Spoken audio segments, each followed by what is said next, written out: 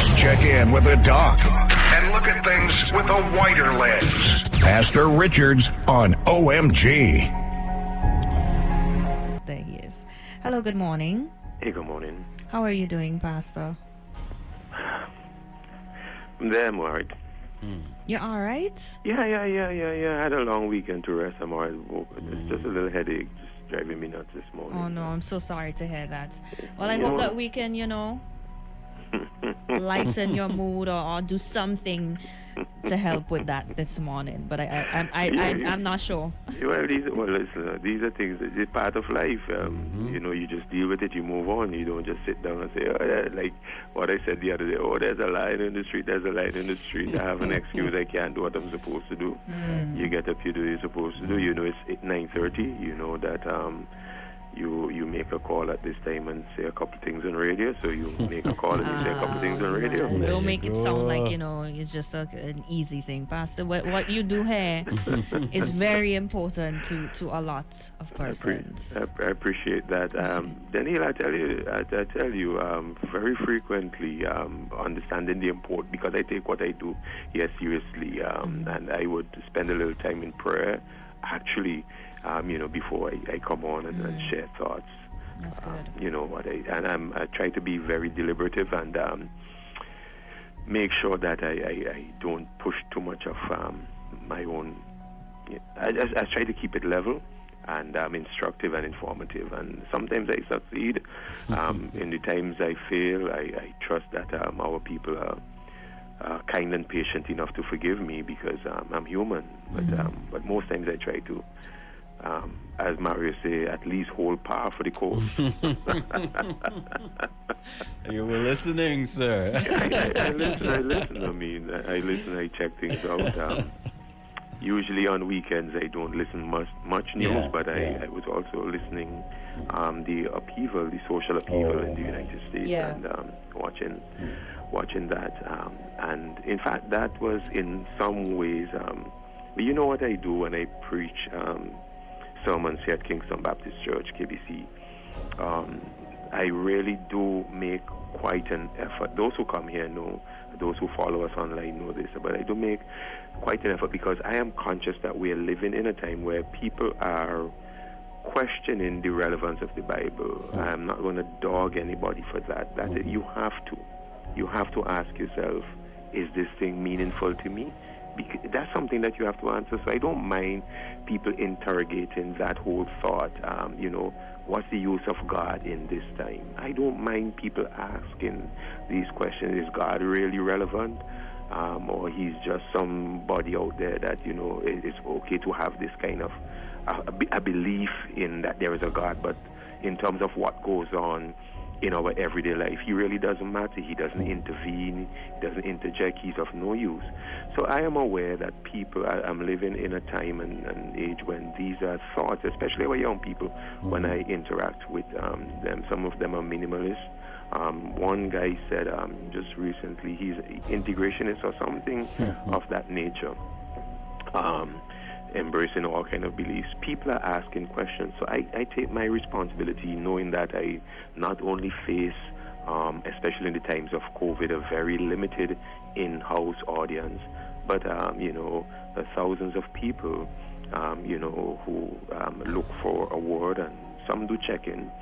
And I take that responsibility seriously to share that word of how is this God, this Bible relevant? What meaning? How does it affect your life? So what I did on Sunday, I spoke about, and this is the mood of the time, by the way, in case you have missed it, which I know you haven't. This is an age of change, some of it really rapid, occasioned by the coronavirus. But again, the upheavals that, again, I am seeing akin to the Rodney King thing about 20-something years ago, I think that was. The kind of upheaval sustained over the period of 1 week that I'm seeing in the United States, I am seeing a particular trend that I thought, I felt, not just thought, I felt that this was something that as a pastor and leader, as I speak in church and to a wider audience, that I needed to speak to. The whole matter and essence of dissatisfaction opportunity and change. And so the time that I had on Sunday, I spent talking about dissatisfaction. And dissatisfaction is the genesis of change. When people become settled and comfortable where they are okay with the status quo. Even here in St. Vincent, I have lamented, some have heard me lament that the fact that for some reason, St. Vincent is not really the kind of country that pushes the limits when it comes to change. We are more, our people have said before, not necessarily complacent, but docile, not militant, not very strong advocates for necessary change. For example, we are seeing protests all across the USA, and some of it very successful. I cannot tell the last, I think last year there was a very successful march in November, but outside of that, you try to put on any protests and things that actually in St. Vincent are grievous issues, damning issues, whether they affect children, pedophilia, or affect women, abuse, emotional abuse, physical abuse, rape, all of that. We have had some very, very grave issues here in St. Vincent. We have issues related to duplicity, issues related to conduct in office, but quite a number of issues that in other places, a more militant people would express a very, very high level of dissatisfaction and push and prod for change. Dissatisfaction is one of the necessary stimulus that would generate change. And I have found here in St. Vincent that we often don't make that leap from dissatisfaction to change. That has been historic across the world, whether you go way back to the French Revolution with the Bastille, the fall of the Bastille, you go back to the Haitian Revolution, which I was telling someone yesterday that the Haitian Revolution prodded a spark of pushback all across the world to traditional institutions. I believe that the Haitian Revolution was a forerunner to what eventually was the French Revolution and then the American fight for independence. People have been dissatisfied. The uprisings in Jamaica, the slave rebellions that those who study history have seen, all have had their seed in, we are dissatisfied. You have beaten us too much. We are not going to take one more lash. The black riots, well, not riots, but the protests that we are seeing, some of it peaceful, some of it has been hijacked, which naturally happens in the United States right now, in the face of the police, issues with blacks. People are fed up to the point where they are willing to stand and face whatever comes. The march on from Selma, some of, again, history students, I'm referring to Martin Luther King leading that march. Yes, you know. Million Man March. What's that? The Million Man March? No, not that one. The one across the bridge there, Selma, into, I think it was Montgomery. And, yes. And he led the people across. The first attempt really met with an incredible pushback from the authority, and people were beaten and badly. And then he came in and Martin Luther. But people know that they're going to get fire hoses. People know that they're going to get the dogs. People know. But when the dissatisfaction is so much, when the pain, like I said last week, when the pain of staying within the status quo is worse than the pain that you will get because when you go try to push for change and generate change and provoke change and advocate change, you pay a price. Make no mistake about this. You pay a price. Those who were protesting yesterday, hundreds of them got citations. Some of them are going to spend 90 days in jail. Others of them was penalties. Somebody was shot. Let me tell you something. Change has a price. Change has a price, and anytime you become so dissatisfied with the status quo and you push back and you push back and you push back, you're going to pay a price, face it. But the price you pay, and this is what really is the tipping point.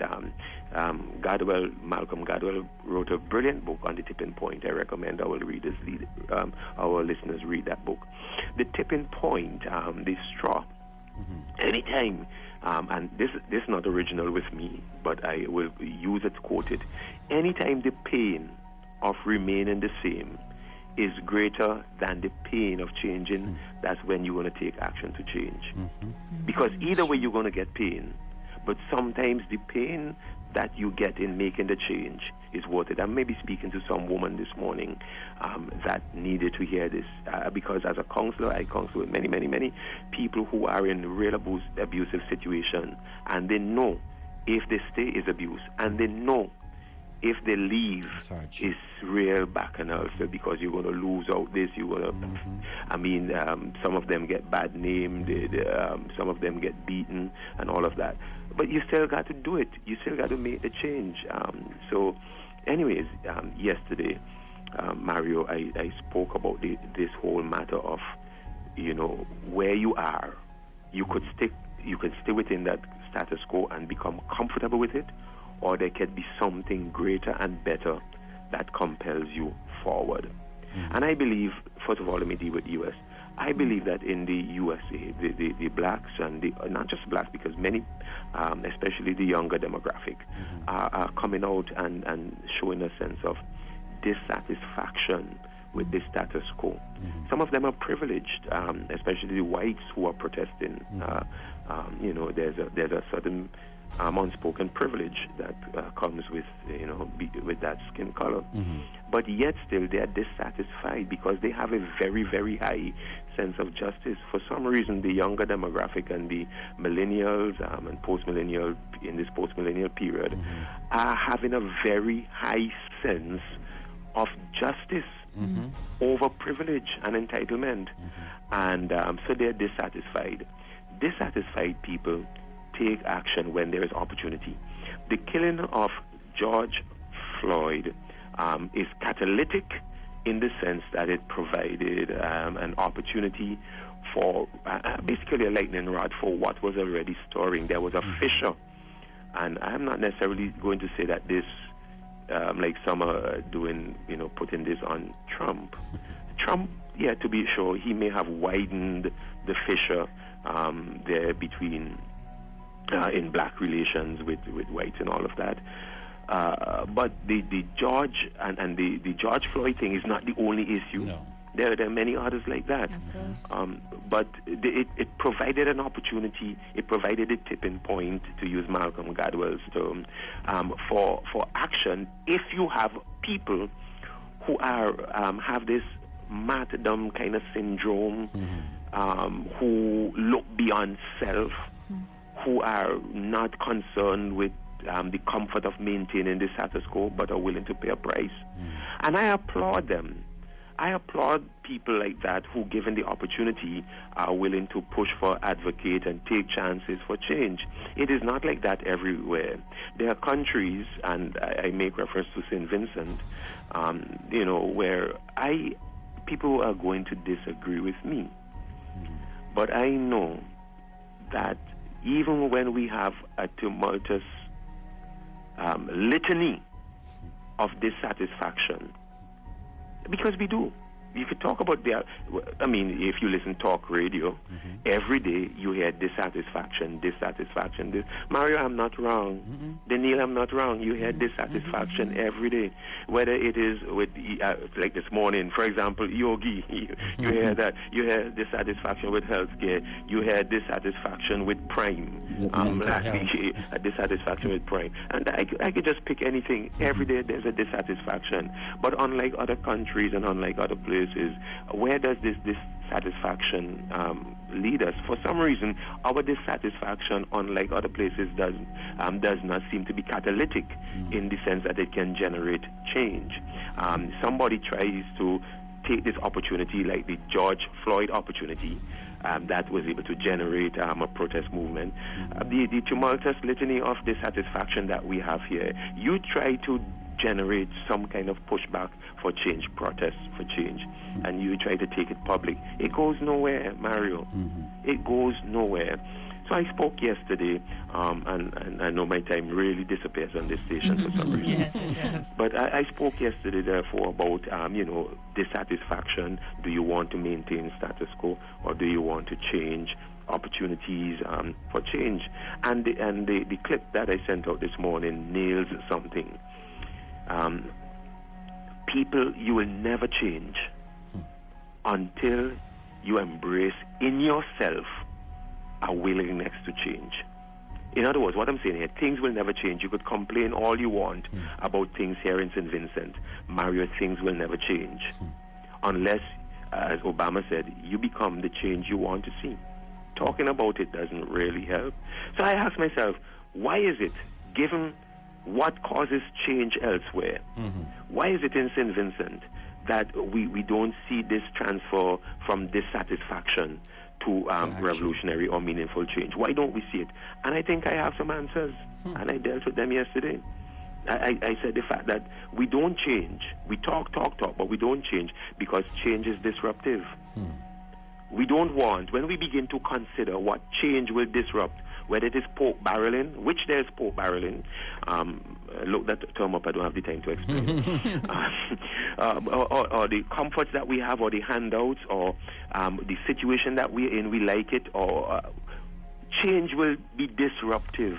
And because we are afraid of what change will disrupt, we don't change. Change will interrupt certain things, our mode of life, for a while it will interrupt our routine. So we don't change. We sit and we consider not only what change will disrupt and interrupt, but we also have to consider what change will remove from our lives. When we really embrace change, there are some people that will go from our lives. There are some connections that will go from our lives. There are some haunts where we hang out. They will go from our life. There are some habits that we engage in. They will go from our life. There are some people we hook up with. They will go from our lives. And when we're going to lose friends, we might lose popularity. So when we consider what change will remove, we don't want change. And finally, when we consider what change will bring, because when you press too hard for unpopular change, particularly against the entrenched power, when you press too hard, like is happening in the United States, Trump last night brought out the American military, it seemed like. When you press too hard for change, you're going to invite a pushback. You will. I have seen people in St. Vincent who try to speak very strong language of change, and they have been excoriated on Facebook and other places. They have been vilified. They have been pulled to pieces, and people don't want that. People want to protect their good name. People want to protect their integrity. People want to protect their job. People want to protect their family. People want to protect a whole lot of things. So when you consider what change will bring, sometimes you don't want to change. And I investigated all of that. You say, I know you're saying, Pastor, that probably doesn't sound like a sermon. It was a sermon. I used the guy, there's this chap called Elijah. He's a prophet. And he went to a young guy called Elisha, who was rich, successful farmer, and he's doing very well. And he made a move that really invited Elisha to leave all he was doing, lucrative though it was, and to change and to move into another endeavor, which was to become a prophet. Let me tell you what Elisha did. Elisha, he was plowing and farming with oxen and the plowing equipment, and whenever he got this invitation to change, the man said, wait, let me deal with my parents. He said goodbye to them. So he dealt with relationships, and then this was significant, he took the oxen, he killed them, and he took the plow that he was plowing with, and he burned them. And he boiled and he cooked the oxen, and he shared it for everybody. He said, you all have that. And until you can burn up and willing to give up all that you had going for you, burn it up, and who wanted, take it and let it go so you could move on. You're not ready for change. And that was where I brought it home yesterday, to ask people how ready they are for change and how comfortable they were with the status quo, and who, like Elisha, can give up, burn up, cut off, allow for the disruption and the interruption in order to have the change that will put their life on the trajectory to where it needed to be? It's a hard question because change is disruptive and uncomfortable, and the status quo is compelling and comfortable. But if we, and I said this, if we maintain the status quo, then we will always be the same, no matter how much we clamor for change. I hope this message today was helpful to somebody. Thank you, Pastor. Thank you very, very, very much. Yeah, take care, you all. Right, Have a good day. As well. Let's check in with the doc and look at things with a wider lens. Pastor Richards on OMG.